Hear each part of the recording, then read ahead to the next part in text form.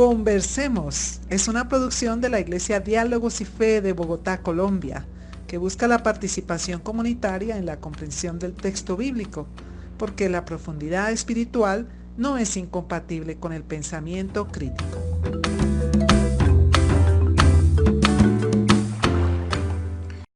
Un saludo especial a nuestra audiencia.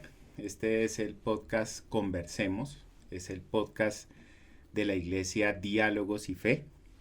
Y bueno, este mes arrancamos en este podcast con una nueva serie y con un invitado muy especial. Se trata de Alvin Góngora, un amigo especial de hace muchos años, alguien con quien he tenido la posibilidad de compartir en varios escenarios y es una enorme alegría poderte saludar. Alvin, ¿cómo estás? Un saludo enorme y alegre y cálido. ¿Cómo estás? Pues muy contento, John, muchas gracias por esta invitación, este espacio y volver a estar en contacto con los que se congregan alrededor del proyecto de Iglesia de Diálogos y Fe.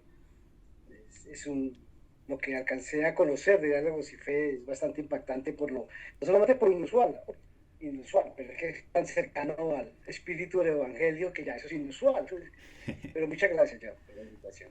No, y pues a todos y todas puedo decirles que esta es la segunda vez que Alvin está con nosotros, ¿no?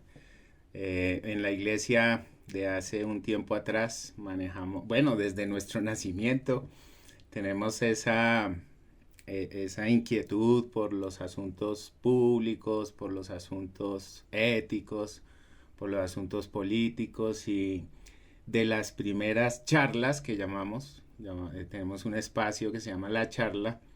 Alvin nos estuvo acompañando cuando estábamos en un lugar que se llama Casa Rosada, ahí en la carrera 19 con 39. No, mentiras, eso es 30 y menos. 35, ponle, aquí en Bogotá. Así que bueno, qué alegría, Alvin, que vuelvas a compartir con nosotros ahora en esta nueva instancia, en este diálogo. Alvin, cuéntanos un poco, Muchas gracias. ¿quién eres? Si te Bueno, puedes presentar, si quieres compartir algo de lo que vienes haciendo, lo que has hecho. uh-huh. Bueno, muchas gracias. Empiezo por las raíces, porque en este momento estoy en la casa paterna, entonces hay que hablar de raíces. Yo vengo de una familia evangélica desde hace mucho tiempo. Y mis padres también, yo no sé, en esa época eso era raro que hubiera evangélicos. Yo vengo de por ahí. Y inquieto desde siempre, y eso eran cosas muy comunes en las familias evangélicas de tiempo atrás, la inquietud por la educación y por conectar la fe con lo que estaba pasando en la vida cotidiana.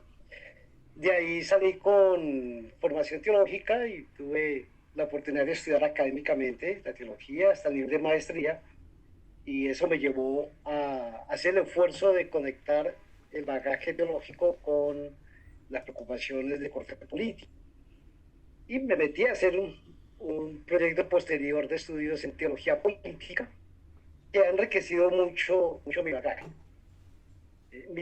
Mi formación de pregrado es lingüística, entonces ahí hay una mezcla rara, lingüística, eh, teología y teoría política. Y mire que ahora estoy trabajando de traductor. Pero bueno, ejercí la docencia en seminarios y en algunas universidades, también en un tiempo en el bachillerato. Ejercí la docencia, pero siempre las preocupaciones por las publicaciones me llevaron a estar muy conectado con el mundo editorial. Y en esta etapa de la vida, que ya mi etapa como docente ha quedado atrás, estoy ya concentrado en la producción de textos, la edición de textos y la traducción allí donde la inteligencia artificial todavía no se atreve, que es la traducción de textos académicos. Ahí todavía nos piden ayuda, los robotcitos de la inteligencia artificial. Entonces todavía hay un espacio de servicio. Y para resumir, entonces digo lo que le dijo mi sobrino Samuel a uno de sus amiguitos cuando llegaron a la casa y me vieron aquí en la biblioteca. Esa es la biblioteca en la casa, pedacito ahí. Se la, Me asustó ver a ese viejo ahí mechudo, entonces le preguntaron ahí pasito, ¿quién es ese? Él es mi tío. ¿Qué hace? No, pues él lee, se lo pasa leyendo y toma café. Entonces eso es lo que aguanto. Yo leo y tomo café.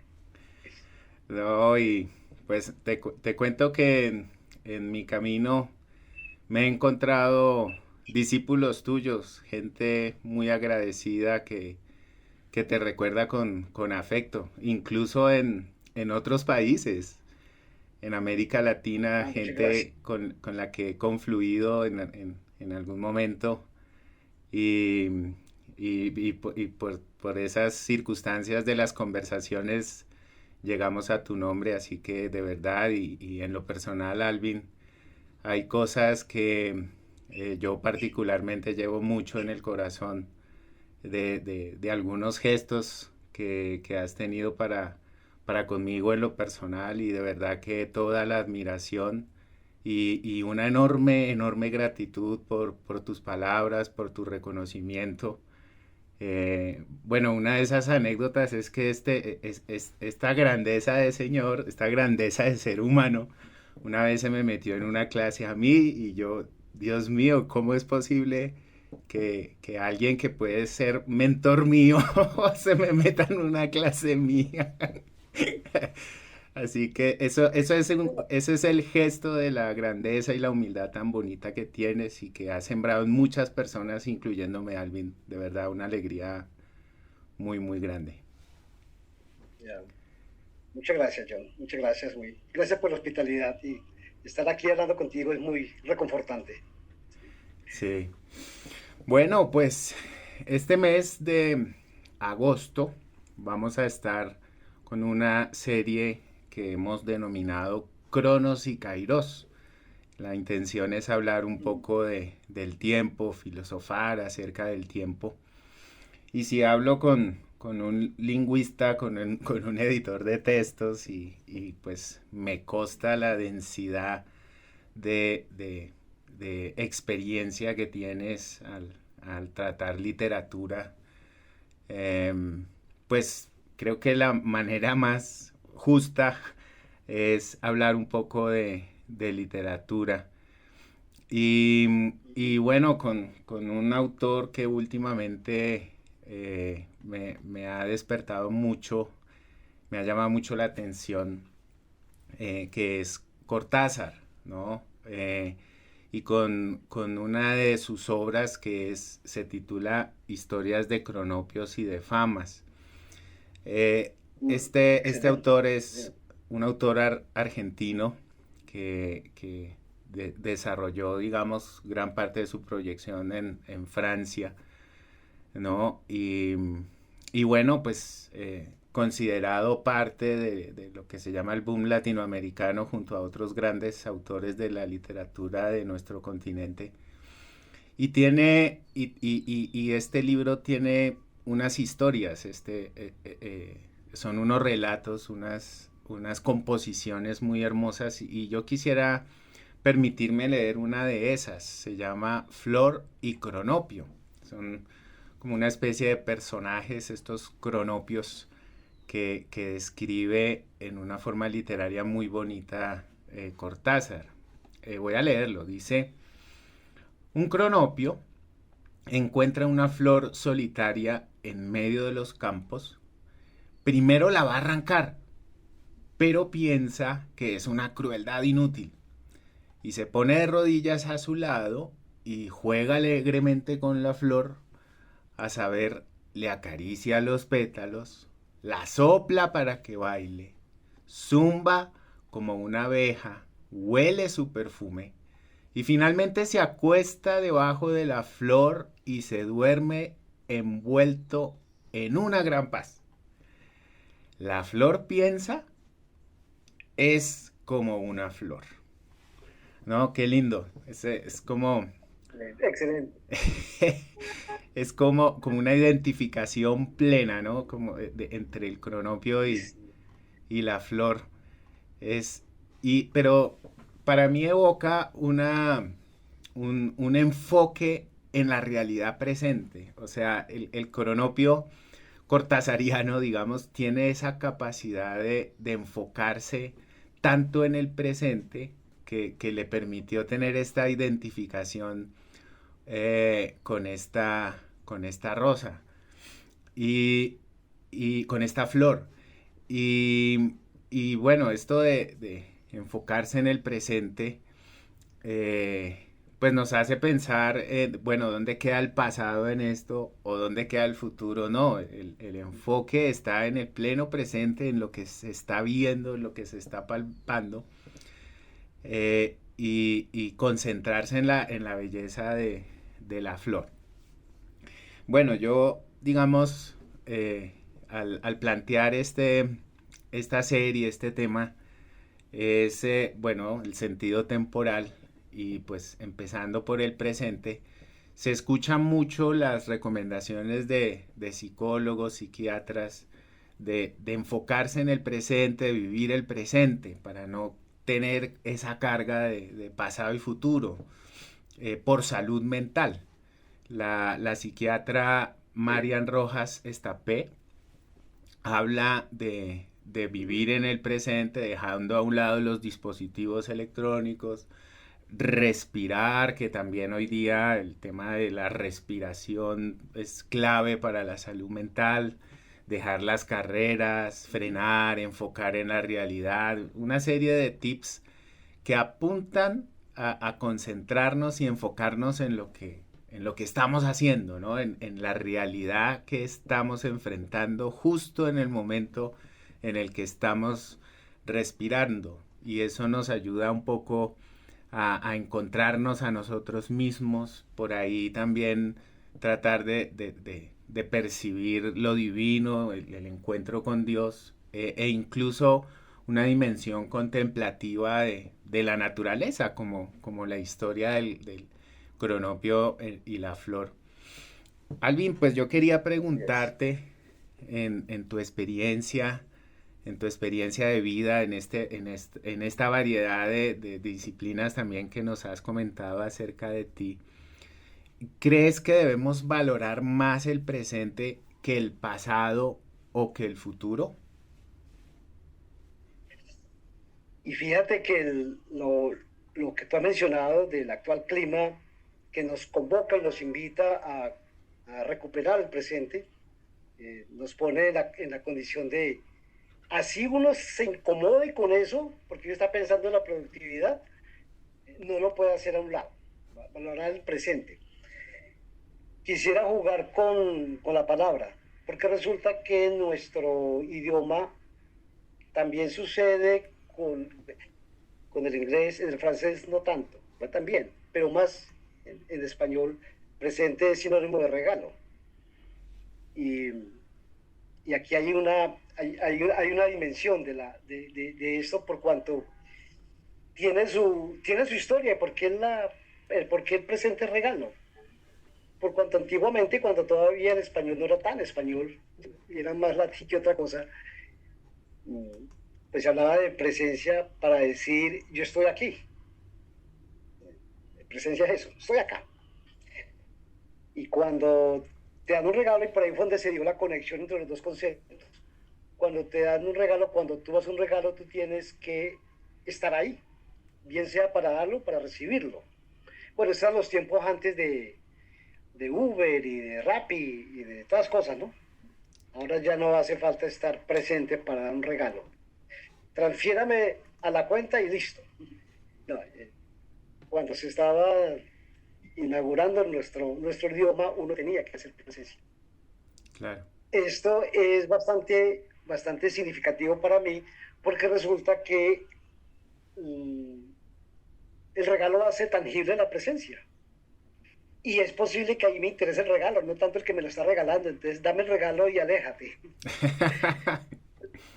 Si el regalo hace tangible la presencia, se supone que el regalo es para que yo asuma conciencia de que alguien está presente en mi vida. O cuando yo estoy dando un regalo, se supone que es para comunicar eso. Se subraya, se subraya el momento actual, la presencia de alguien en el momento actual, bien sea para que me regale o para que yo regale. Y aquí ya entro yo a teologizar, porque resulta que si algo es molesto, es la gracia. No me regalen nada. La frasecita esa cada vez que nos incomodamos porque hay sectores que están pidiendo justicia. La frase, quieren todo regalado. Así eso no corresponda a mi dinámica de vida y cómo yo adquiero mis bienes, la verdad es que la gracia molesta, incomoda. Por algo, nuestro buen amigo Bonhoeffer nos hacía ver que hemos llegado al punto de hacer que la gracia sea barata, porque es que eso incómodo tiene un precio.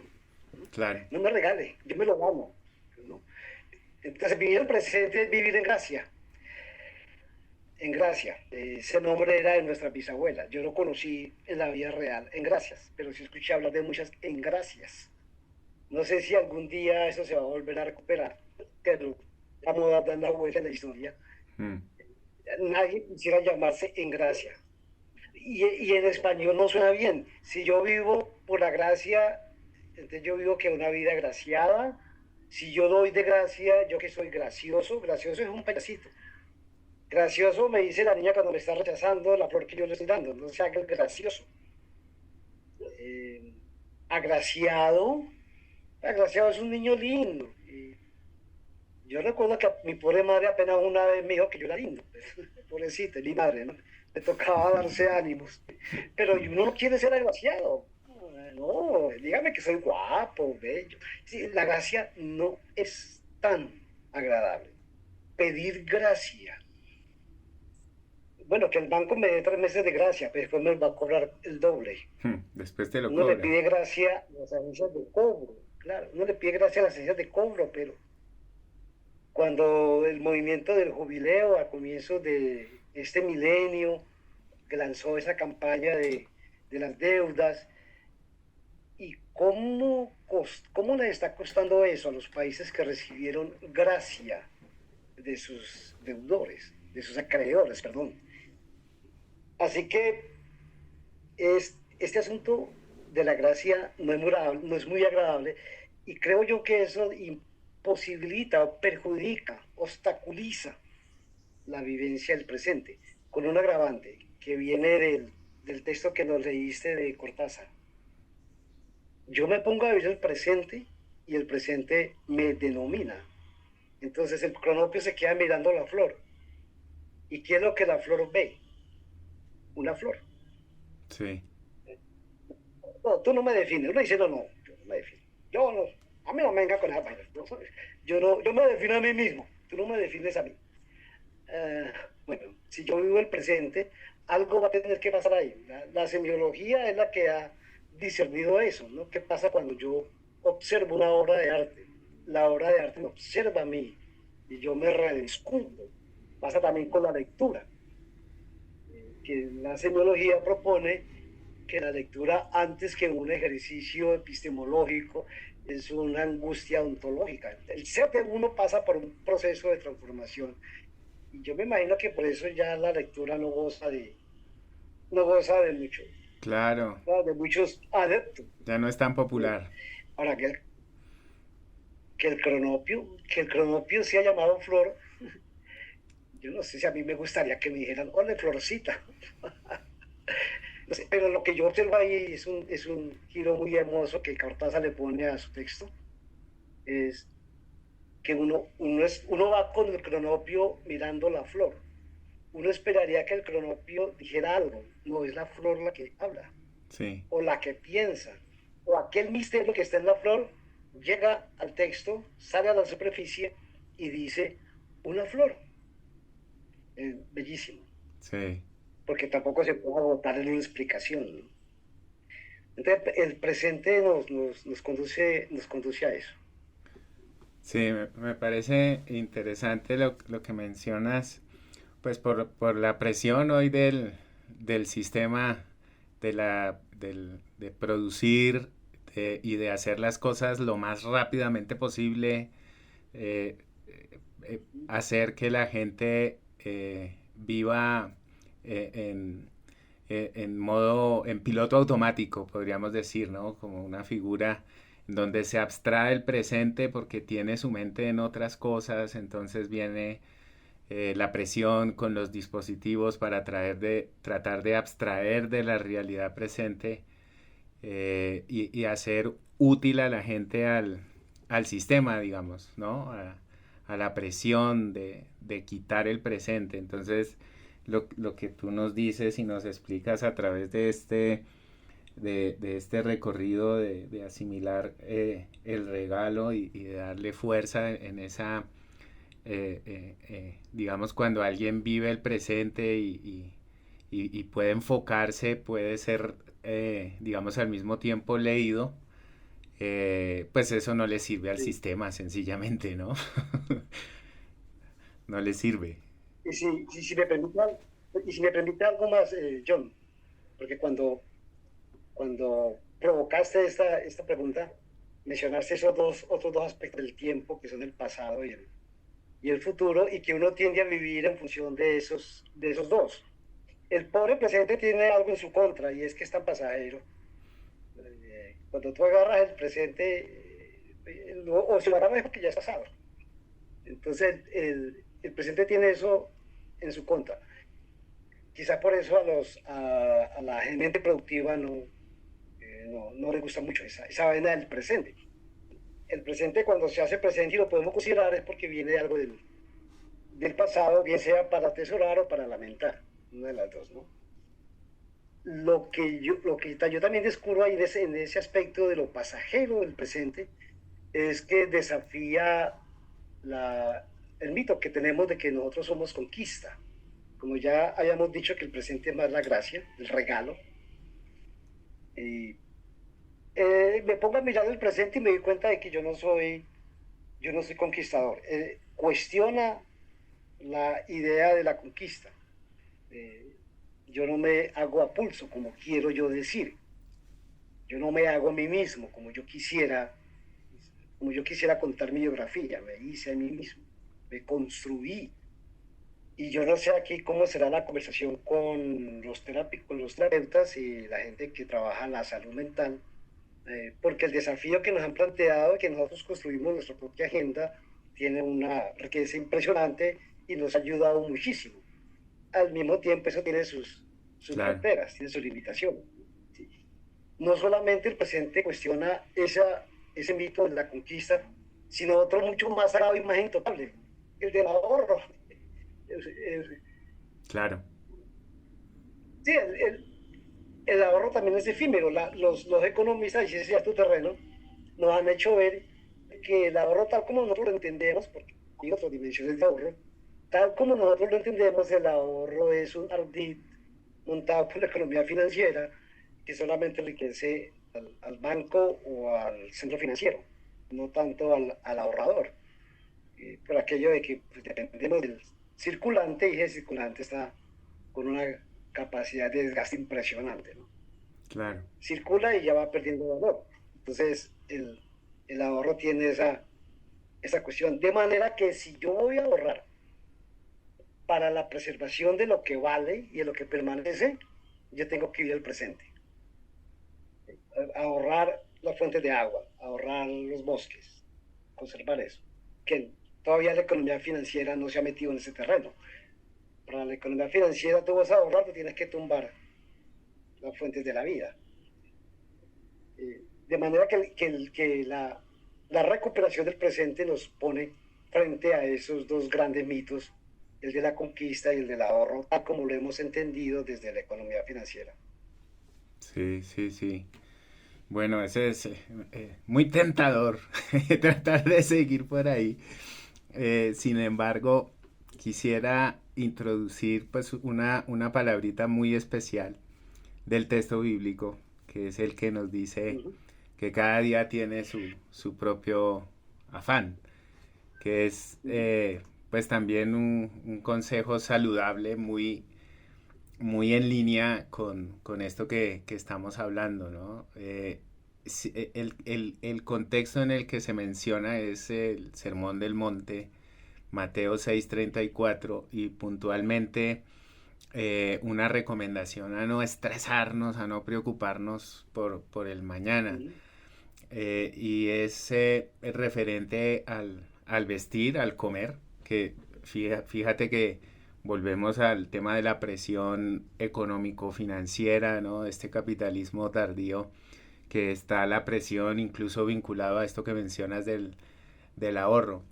Pero está la exhortación y la hace en la Biblia a través de la contemplación de las aves, de los lirios del campo, en una forma parecida a cómo el cronopio mira la flor, ¿no? Sí. De fondo, el texto pone en el mismo riel, ¿no? El dejar de preocuparnos por estas cosas y a la vez el buscar la justicia y el reino de Dios. O sea, busca la justicia al reino de Dios y de resto llega, ¿no? Yo, digamos, siempre he asimilado este texto de que cuando buscamos la justicia, pues evidentemente todo va confluyendo en una devolución en donde yo puedo estar tranquilo por mi futuro. Y es esa dimensión relacional en donde hay pues, nuevamente, esa mutua lectura que tú hablabas cuando contemplamos y cuando nos enfocamos en nuestro presente. ¿Cómo ves este texto, Alvin? ¿Qué pensamientos y reflexiones te despierta cuando Jesús dice, miren las aves del campo, miren los lirios, que no se estresan, no se preocupan tanto, y sin embargo Dios les provee lo que necesitan? ¿Qué te despierta esta lectura del texto bíblico? Esa es una razón, debe haber como 436.729 razones por las cuales el Evangelio es tan persuasivo y por las cuales yo lo abrazo de manera decidida. Y esta es una. Y es que el Evangelio y nuestro actual ordenamiento de la vida chocan. Aquí Jesucristo, frente a lo que nos tiene que decir la economía financiera, la administración de la empresa, la administración de la vida, buena parte de las terapias personales, todas las cosas, incluso hasta la sabiduría popular, están en bandos opuestos. Y quiero conectarlo ahora con una de esas expresiones de ese mito del progreso, de toda esa leyenda. Y es el lema del movimiento olímpico, de los Juegos Olímpicos. Entiendo que eso es un señor que llamaba Henri Didon, uno de los fundadores de los Juegos Olímpicos modernos, de la era moderna, por ahí en 1900, no, ¿qué? El hombre concibió el lema que sigue siendo vigente: más alto, más fuerte, más rápido. Yo no sé si en ese orden. No sé si el orden al ser el producto. Bueno, recientemente en el 2000 algo, 2021 creo, le añadieron y todos juntos. Pero es más alto, más fuerte, más rápido. El Evangelio es todo lo contrario. Y es sobre todo esa parte del Sermón del Monte que tú estás recordando, ¿no? Mirar las aves del campo, las flores, no te preocupes por lo que has de comer y vestir. Basta, y dos frasecitas, ¿no? Basta para cada día su propio afán, y no es tampoco que te vas a quedar con manos vacías, no. Más bien esa carga de preocupación la vas a orientar hacia un valor imperdurable, que es la justicia del reino de los cielos. Esta ideología está sustentada en la destrucción. Es la destrucción lo que está en juego. Y así pasa en los Juegos Olímpicos, ¿no? Yo voy a destruir marcas establecidas, bien sea corriendo, alzando o saltando. Que son las disciplinas básicas del movimiento olimpista. Y la idea es destruir. No es posible llegar más rápido, saltar más alto y ser más fuerte sin destrucción. Eso no se entiende, no se da. Hay un sector del mundo que está tratando de buscar una alternativa al capitalismo tardío, y es lo que hemos observado en el movimiento de los BRICS. Y sí, uno ve cosas novedosas en todo eso, ¿no? Pero uno sigue preguntándose, pero todavía no hemos encontrado la manera de vivir bien sin dañar, porque no hemos reflexionado sobre qué es vivir bien. Entonces, no solamente estamos fundamentados en la destrucción, y para que eso no suene tan feo, entonces lo ponemos en términos ideológicos, el progreso, el bienestar. No solamente eso, sino que tampoco hemos concebido una vida sin el culto al consumo. Abundan las voces en las redes sociales, porque eso no alcanza todavía canon como para decirlo en las calles y abiertamente en los conventículos. Abundan las voces que dicen, mire, usted quiere que se acabe la pobreza, pues acaben los ricos, que se acaben los ricos, para que haya más bienes para todos. Y ya lo decía Víctor Hugo estamos en el siglo por allá, XVIII, por allá. Víctor Hugo decía eso, ¿no? Que el cielo de los ricos está construido sobre el infierno de los pobres. Y nosotros lo hemos sabido todavía, ¿no? Para que algunos puedan consumir, otros tienen que sacrificarse. Pero luego viene alguien más en el siglo XX, con el siglo XX, Frantz Fanon, comprometido con la lucha de la liberación de Argelia, y él descubre las contradicciones de quienes están participando en la lucha de liberación, y la gran contradicción es que el colonizado se ve a sí mismo como el futuro colonizador. Sí. El proceso revolucionario no lo lleva a cuestionar ese paradigma que se mantiene intacto, y es que yo voy a liberarme para yo dominar. Entonces no puedo pensar todavía en una vida sin consumo. ¿O qué es consumo? Un consumo que no destruya. Y aquí el Sermón del Monte está apuntando a algo supremamente irreverente. Eso no tiene presentación. Tú no puedes ir a dar una charla en una facultad de economía después de haber hecho un ejercicio emocional sobre la base de ese versículo. No, te echan. Los mismos estudiantes se encargan de descartarte. Y olvídate que tú vas a ir a una entrevista de trabajo con esto en mente. Y esa es una de las razones por las cuales el Evangelio es tan atractivo, porque resulta que nos plantea una alternativa totalmente diferente, y es, mira, preocúpate por la justicia. Nos preocupamos por la paz, y yo te confieso acá, espero que eso quede grabado para los días o tápense los oídos. Yo te confieso acá que yo tengo mis dificultades con la sabiduría que me ha servido muchísimo de la no violencia, porque la no violencia enfatiza, pues, la ausencia de conflicto, o que superemos los conflictos. Y hasta hace muy poquito, yo vengo luchando con él desde hace muchos años, pero hasta hace muy poquito alguien me dio las palabras para eso. No es cristiana, es Arundhati Roy, la escritora de la India. Y ella se está dirigiendo, está en una convención reconociendo el legado de Gandhi, y ella se está dirigiendo a personas que han sido gestoras de ese movimiento de no violencia, y esta es la frase: el problema con la no violencia es que ustedes la dirigen al débil, ustedes no tienen mensaje para el poderoso. Okay. Y esa vaina. Claro. Cuando Jesucristo me está diciendo, busca la justicia, Él me está diciendo, ataca a quienes han implementado una caricatura de justicia, porque la justicia es el reino. Jesucristo ya ha dicho, este reino es para los pobres, para los que no tienen tierra, para los que ansían, para los que lloran. El reino que está dentro de nosotros, esa justicia. Sí. Tu mensaje debe incomodar al poderoso. Eso me fascina. La contemplación del presente pone nervioso al poderoso. Sí, es así. Queremos que el capitalismo tiemble, contemplemos.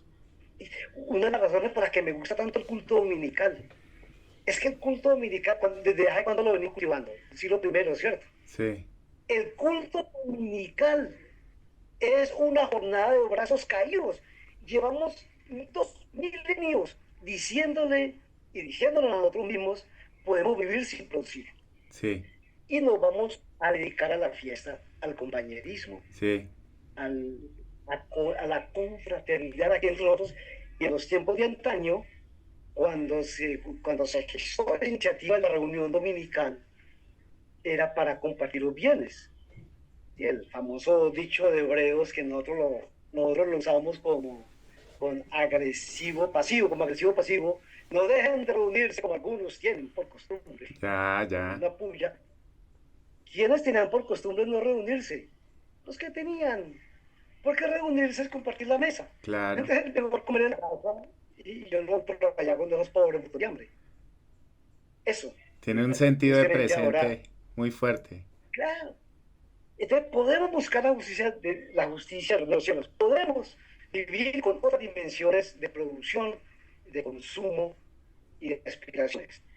La búsqueda de la justicia. Sí, la paz es importante, pero ¿por qué hay conflicto? No, que palestinos, israelíes que se abracen y están los dibujitos de Jesús vestido como si fuera Angel River, con una cosa blanca y una banda roja. Yo le decía, Buenos Aires, tú te identificaste con River o con Boca, espero que se haya sido con Boca, un equipo argentino. Íbamos bien hasta este momento. Bien. Jesús está vestido así como Ferenche de River y a un lado un niño palestino y a otro lado un niño israelí. Y claro, no entiende la belleza de la imagen, pero eso está dejando intacta la existencia de un aparato genocida de ocupación de Palestina. Es así, es así. La justicia exige el desmonte de eso. Sí.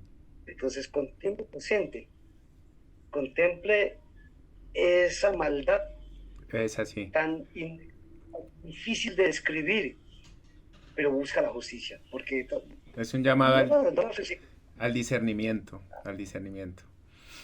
Oye, me entonces, hiciste... lo de más alto, más fuerte y más rápido, bueno, hay que el olimpismo. Sí, no, y esto de más rápido, ¿no? Me hiciste recordar las últimas palabras del último escrito del teólogo González Faust. Él en su último escrito dijo, ¿quieren acabar la pobreza? Hay que eliminar la riqueza. Y también me hiciste recordar a Freire, el sueño de los oprimidos es tomar el lugar de los opresores, tal cual. Así que muy importante lo que mencionas y creo que le hemos agarrado, digamos, ese carácter, llamémoslo revolucionario del presente, ¿no? Que nos ayuda a enfocarnos en la búsqueda de la justicia y el reino de Dios, que casi son sinónimos. Alvin, se nos ha ido el tiempo rapidísimo. Sí, este discernimiento de presente... Eso para que me invitas un tinto, un cafecito. Sí, nos toca un cafecito. De verdad, un privilegio, Alvin, escucharte y creo que nos has dado algunas líneas de inspiración también para enfocarnos en el presente y tener una motivación para poderlo hacer, una motivación profunda. Gracias, Alvin. Muchas gracias. Pero yo, ¿cuántos minutos me das? Porque quisiera terminar con una nota más optimista, más alegre. ¿Cuántos minutos me das? Pues es que, sí, presente te ponga con pasado y con futuro, pero también presente está en ponga con otro presente, un presente alternativo. Porque el presente que constituye nuestra realidad observable es también un relato establecido por un poder de turno, y es por eso que hablamos de esperanza, y el poder de turno ha dicho que la esperanza está allá adelante esperándonos y eso nunca llega. ¿No será que la esperanza es un presente alternativo? Y el llamado del Sermón del Monte es a vivir y conectarnos con ese presente alternativo. Con si el presente, vive el presente, eso te va a destruir y tú vas a destruir el presente que se te ha impuesto. Y vas a capturar esa otra dimensión del presente, donde se manifiesta esta realidad que nosotros llamamos la realidad del reino. Y como para que esto no quede solamente como que estamos hablando entre convertidos, predicando a los convertidos, yo quiero traer a colación una expresión bellísima del poema Martín Fierro, de la literatura gauchesca de finales del siglo XIX. Martín Fierro está en un contrapunteo con otro trovador, y el trovador lo desafía a que le responda qué es el tiempo. Martín Fierro le responde: el tiempo solo es tardanza de lo que está por venir. Y esto lo descubrí ya hace muchos años, y me ha animado mucho, luego viendo la riqueza del Evangelio, y me dice esas dos dimensiones: lo que está por venir está presente. Si yo contemplo el presente y lo recapturo, me conecto con lo que está por venir, y resulta que lo que está por venir está ahora. Y lo que hemos dicho, ¿no? La solidaridad, la defensa del bien, el cultivo de la alegría, compartir los bienes, esa realidad futura está aquí. Y el Sermón del Monte nos conecta con esa dimensión tan hermosa de la propuesta del Evangelio. Muy bien, no, muy bello, Alvin, de verdad, muchas gracias. Ese sentido de esperanza. También cuando hablamos de esperanza me viene a la mente también el renovar del día, el alba, ¿no? Que cada mañana inicia algo nuevo y pasa lo anterior y nos da como posibilidades también de proyección, de ese porvenir. Qué lindo. Muchas gracias. Exactamente. Bueno, vamos Gracias a ti, Johnny. Sí. Gracias, hermano. Bueno, ya. Dejamos a nuestra audiencia con una pregunta. Tratamos de dejar también para provocar el diálogo, ¿no? Que esto no quede solamente en esta conversación. Y la pregunta la hacemos personal. ¿Qué tan importante es el presente para ti? ¿Qué tan importante es el presente para ti? Bueno, un abrazo, Alvin, y a todos y a todas. Un abrazo para ti, Johnny. Gracias. Y muchas gracias a los hermanos y las hermanas de Diálogos y Fe. Un abrazo con mucho cariño para todos y todas. Muy bien, muchas bendiciones a todos y todas. Gracias por escucharnos.